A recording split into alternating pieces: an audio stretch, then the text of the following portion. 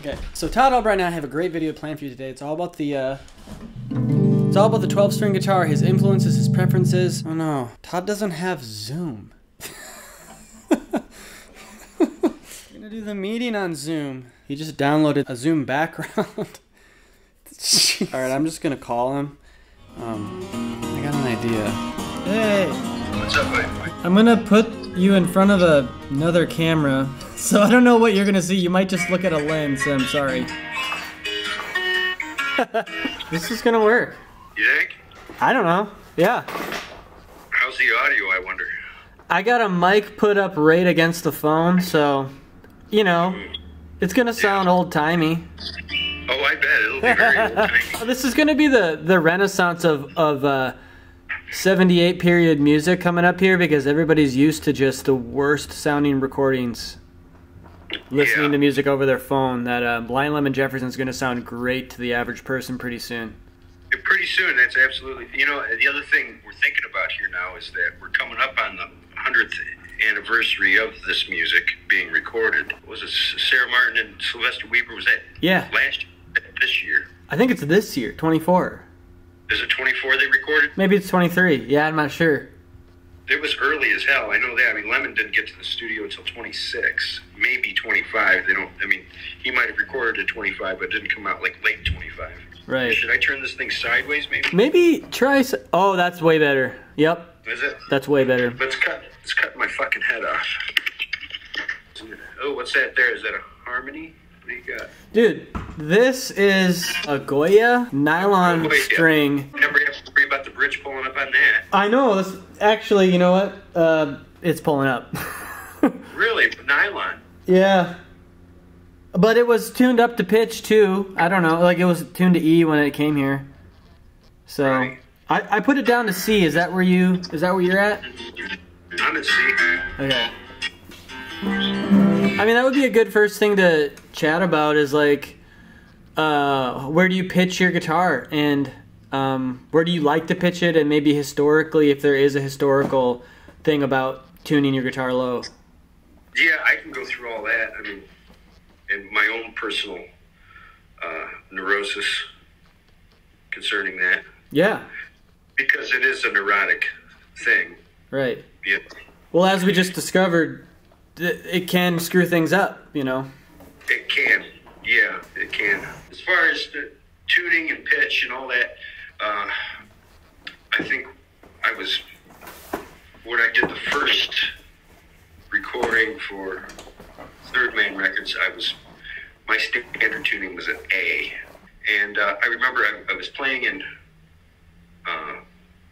Switzerland at a festival, you know, and somebody sent me a video. They filmed this thing, you know, and somebody sent me the video, and I thought, my God, that guitar just doesn't, it's not, I was losing tone, you know, I was losing what was great about this guitar because I was tuned so bloody low. The strings were so, it was like playing with baling wire, you know, it was too, I overdid it, you know, I took it as far as you can possibly go, you know, and then I've run into people that were maybe, interested in what I was doing, and they took it even farther, and they would like show up to gigs and bring their guitar for me to play, and I was like, this thing doesn't even make noise anymore. The strings are so, I mean, I had like an 80 gauge string. It's like, this is not a Bajo, you know? Right. And then when you're looking at the history of the music that was recorded on the 12-string guitar in the 20s and 30s, I don't think that they had, and I've talked to other people like Todd Cambio about this,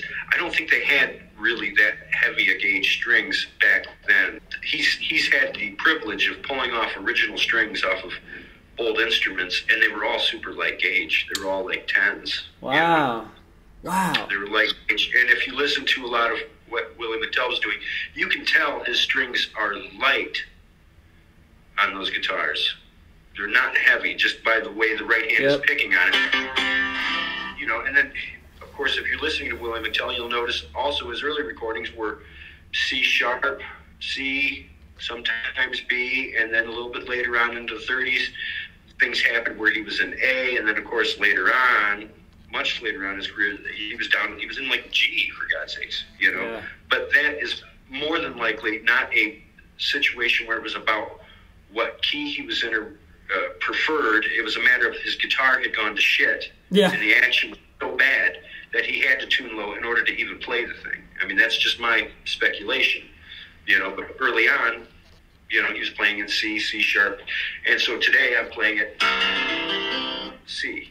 I like it. It sounds good. It matches my voice pretty decently. Sometimes I'll go to B, but I mean, if I'm in a serious lead belly frenzy, I'll go to B, and then we'll, maybe change the string gauges to how he coursed his strings, because he had a very particular way of doing it. On the third course, he used unison strings. He didn't use an octave string, And, that's how this is tuned.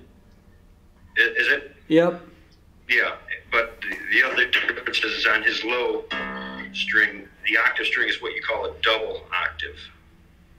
So it's 2 steps different, Yeah. So what he's got is his high string on his low. Oh. Whatever his high string was, he also put it on the top. Wow. And that's why his guitar has that distinctive sound. And a lot of the things I've noticed is the action on the guitar definitely dictates some of the things that Lead Belly was able to do, like crazy things like Cry For Me, Tom Hughes' Town, or whatever you want to call it, where he's doing that, a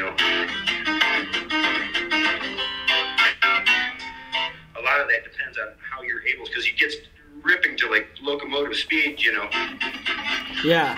I can't even do it because the action on the guitar is not gonna handle that, But I mean, a lot of it had to do with, the facility of the guitar. Yeah. Yeah, the music came as much from the instrument as it did the person playing it. It's a perfect pairing in that way. Right, yeah, what was he doing on stuff like Fannin Street, where he has all those? It's the same kind of thing with those effects. Yeah, Fannin Street. I mean, Tom Hughes' Town, Cry For Me. It's all the same song. Yeah. And I mean, he's working out of an A7 chord. Yeah.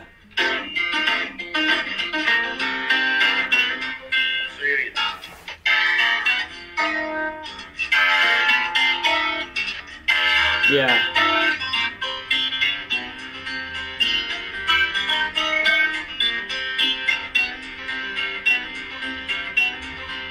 The other thing is he's using finger picks and a thumb pick, I was going to ask about that, yeah.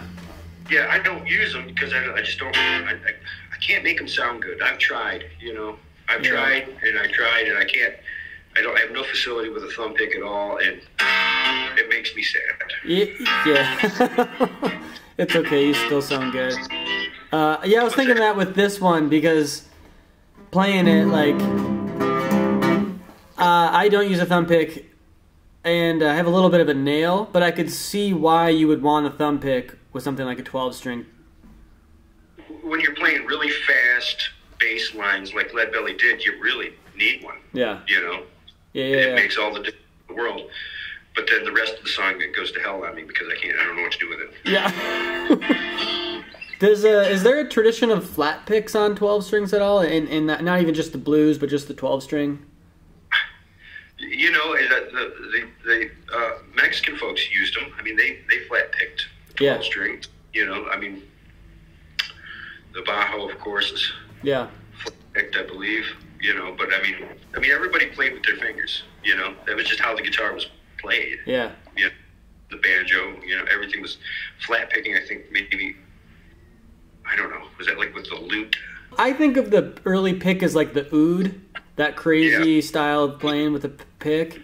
So I feel like there was always some kind of crossover from that. But when I think 12 string, I don't think flat picks, but I could see it working really well because of those early instruments that had double choruses like this that did have flat picks. There's got to be some crossover. Can you give me, off the top of your head, like any kind of, like if someone's trying to get into this, follow any kind of line from early recorded era to, I don't know, to you?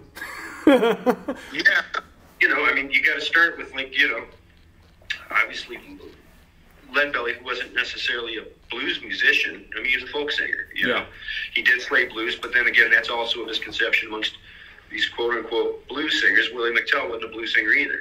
Yeah. He played blues. He played a lot of pop songs, though. He played a lot of hillbilly songs, And if you've ever heard, what's his name, Cohen, released the complete last recording of Blind Willie McTell. Yeah. That was done at a record shop on Peachtree Street there in Atlanta.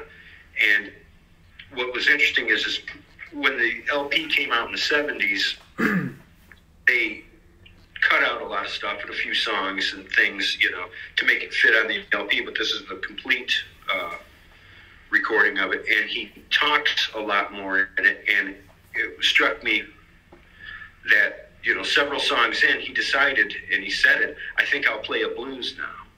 And it's like, well, what have you been doing all this? Oh, that's right, these aren't blues songs. You're playing My Blue Heaven.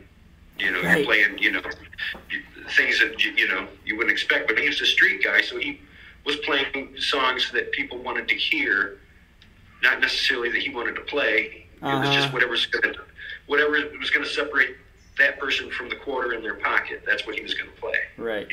Yep. So I find that interesting. But, I mean, we don't know what happened in Atlanta, why so many guys got them or how they got them. But, Barbecue Bob, you got Willie McTell, of course. You got a guy named George Carter who didn't record a whole lot. He played on a 12-string. You got Willie Baker. You got they say Julius Daniels played a 12-string, but I don't. Maybe I'm not listening to the right recordings. I don't hear it. No, I don't either. But I've seen him listed on a lot of things as a 12-string player, but I just haven't heard it. Huh. Yeah, well, I mean, there was other, Curly Weaver and Buddy Moss. I mean, they were all 6-string players. But I mean, the reason for playing a 12-string guitar in the first place, they came out obviously before steel body resonator guitars, so it wasn't the loudest thing you could get. And if you're playing on the streets, that's what you needed to be, is loud. You need to be heard because you got competition with trucks and cars and people. Of course, it was a much quieter world, I think, than it is today. Right. But still, you had to put up with a lot of. Although, when was the muffler invented? I don't know. That's a good question. Could you imagine? Yeah, I couldn't imagine. No, I can't imagine Model Ts were all that quiet. Right. Like a Prius. Where were we here? So we're talking 20s, and then we'll skip ahead. I guess some revival era musicians, and then kind of some of your mentors. You got guys like Fred Gerlach. Okay, I don't know that name. Fred Gerlach was a folk singer. He was friends with Leadbelly, obviously a white guy, and after Leadbelly's death, he ended up with Leadbelly's guitar for a period of time. Oh, okay, yeah.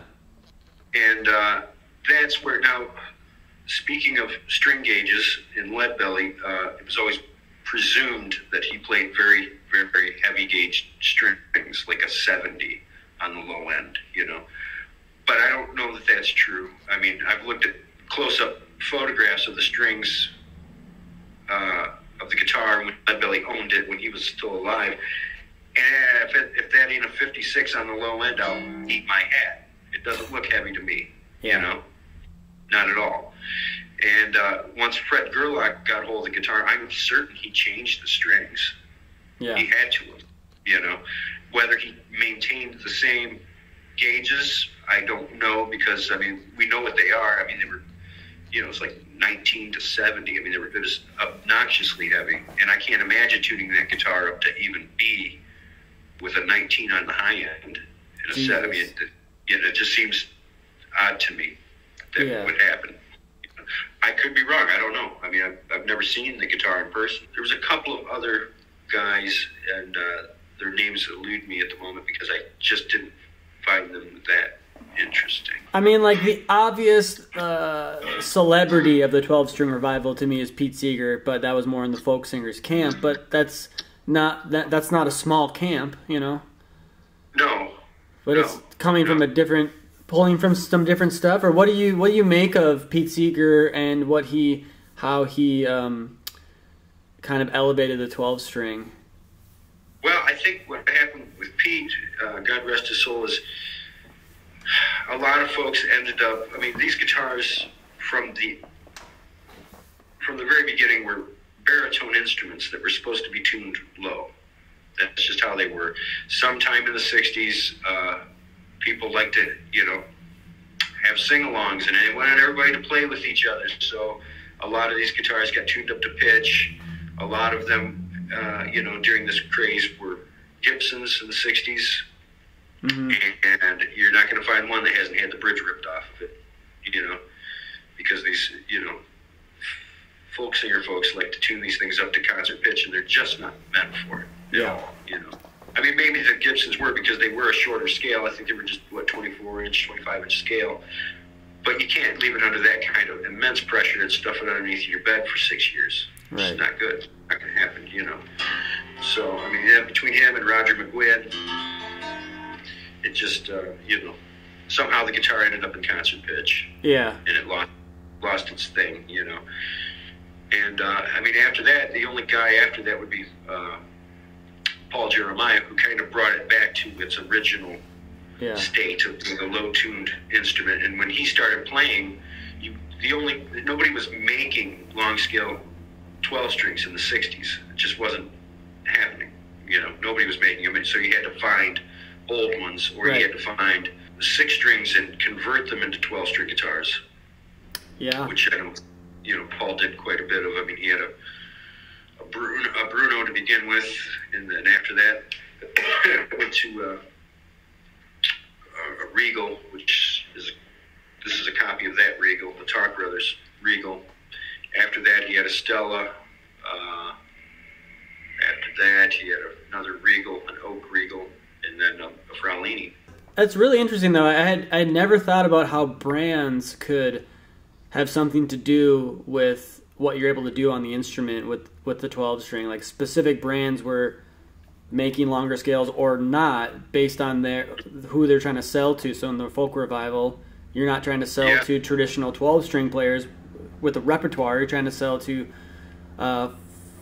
folkies who just wanted to sing their campfire songs and feel like they're playing a 6-string. Do you want to talk about, just briefly, about Paul and just how you met him and just what that meant for you?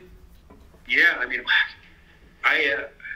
this is one of those situations where I bought a record solely on the strength of the cover, Yep. If you want to hold on a second, I'll grab the record. Yeah.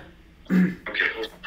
I bought this record, and strictly on I had no idea who this. I think I was pronouncing his name Jeremia at that particular moment. And I had no idea who he was, had never heard his music, but the cover on the record blew my mind, because I was already playing 12-string guitar in my way, and it was this. The cover's got a guy playing a 12-string guitar, and if you look, you can't see it, but the binding on it happens to be the binding of this guitar that I have here. So, it was based on the Talk Brothers guitars, so I bought this thing. We're going to have to... My phone is dying. We're going to have to